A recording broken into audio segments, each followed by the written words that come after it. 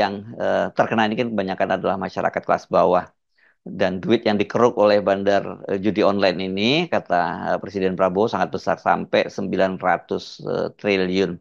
Dan Presiden juga sudah menyatakan eh, mereka mengantongi kok siapa yang jadi backing judi online ini. Kalau benar itu tuh akan jadi langkah dan tindakan besar karena kita tahu banyak kepentingan besar juga yang terlibat dalam maraknya judi online. Kita tahulah siapa-siapa mereka dan itu sebenarnya kalau kita amati di media sosial dulu kita ingat ya masih ada diagram chat diagram siapa sebenarnya eh, pelaku dan baik backing dari judi online itu. Ya, mungkin terdengar sensasional, tapi memang soal judi online ini jadi target yang harus diselesaikan dengan cara saksama dan dalam tempo singkat-singkatnya. Jadi bagus bila Presiden Prabowo mendahulukan soal-soal ini karena di situ bersarang kerusakan moral, di situ bersarang korupsi sebetulnya dalam bentuk mengambil hak-hak rakyat. Dan di situ juga bisa kita perlihatkan bagaimana krisis ekonomi itu menimbulkan segala macam strategi jalan pintas, ingin cepat kaya segala macam. Dan itu hal yang menunjukkan bahwa sebelum ini dalam pemerintahan Pak Jokowi itu tidak pernah disentuh. Dan gosip bahwa di belakang judi online itu ada banyak petinggi yang berbintang-bintang, itu juga sudah jadi sebetulnya jadi pembicaraan publik dan lama-lama dianggap biasa aja kan. Tetapi kalau itu dihitung berdasarkan prinsip-prinsip sebetulnya kemanusiaan yang adil dan beradab, keadilan sosial bagi seluruh rakyat Indonesia, kan kita tahu bahwa bandar itu nggak mungkin rugi, kan itu dasarnya. Jadi berjudi itu ya oke, itu semacam atau dia jadi semacam hobi, ketagihan, atau itu adalah pelarian dari ketidakmampuan lagi untuk berharap pada perbaikan daya hidup, kan itu intinya. Nah sialnya yang berjudi itu selalu dalam sifat ekonomi adalah mereka yang tidak mampu untuk mempertahankan daya belinya, sudah tidak mampu lagi, sehingga mereka lah yang jadi sasaran dari para bandar ini kan. Dan itu menyangkut uang 1.000 triliun mungkin tuh yang beredar setiap bulan, dan posisi-posisi kemiskinan yang diperlihatkan di dalam media massa itu betul-betul menunjukkan sebagian besar dari mereka di dalam banyak riset itu adalah ikut dalam perjudian online. Jadi kelihatannya itu yang jadi soal serius buat ditangani di awal oleh Presiden Prabowo, dan kita pasti tentu saja mendukung soal-soal semacam itu, tapi sekaligus mengingatkan bahwa harus ada semacam jalan keluar karena judi itu bagi mereka yang hidup secara subsisten, artinya udah di paling dasar ya, cuman itu jalan keluarnya. Jadi sekali lagi kita tuntut juga tanggung jawab negara untuk betul-betul mengangkat kemiskinan ini dari masyarakat bawah.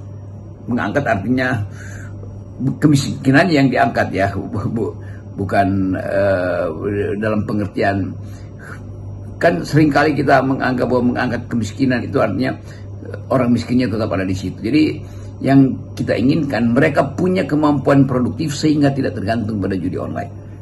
Banyak sekali masalah hukum yang sesungguhnya kita tahu melibatkan para penegak hukum yang ini betul-betul jadi PR besar yang harus dibereskan oleh pemerintahan Prabowo.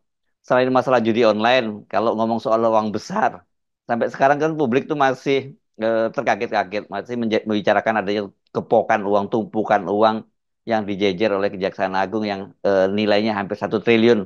Pada waktu itu disita dalam dugaan mafia hukum di Mahkamah Agung. Dapat kita pastikan itu baru sebagian kecil dari uang yang beredar sangat besar di kalangan mafia kasus ini, dan para hakim itu mulai dari hakim tingkat pertama sampai di Mahkamah Agung.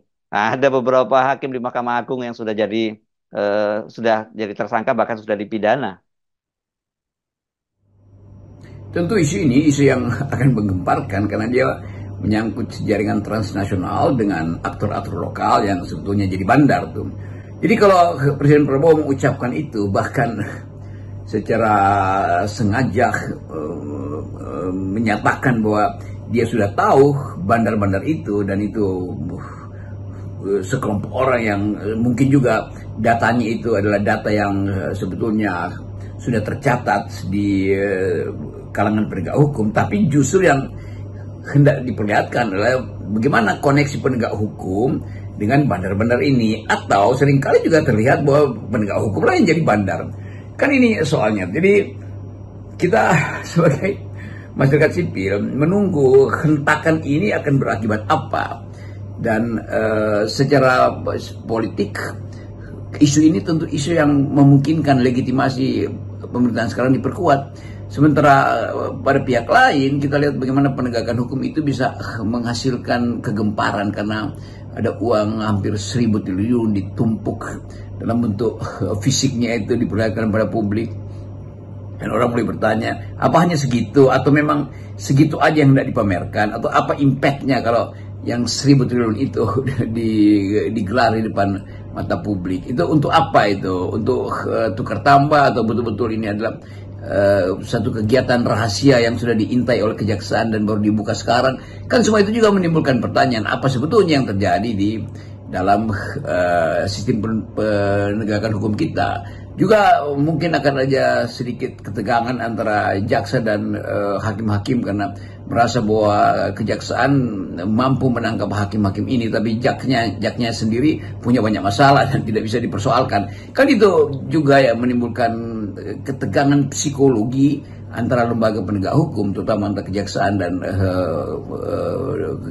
wilayah kehakiman.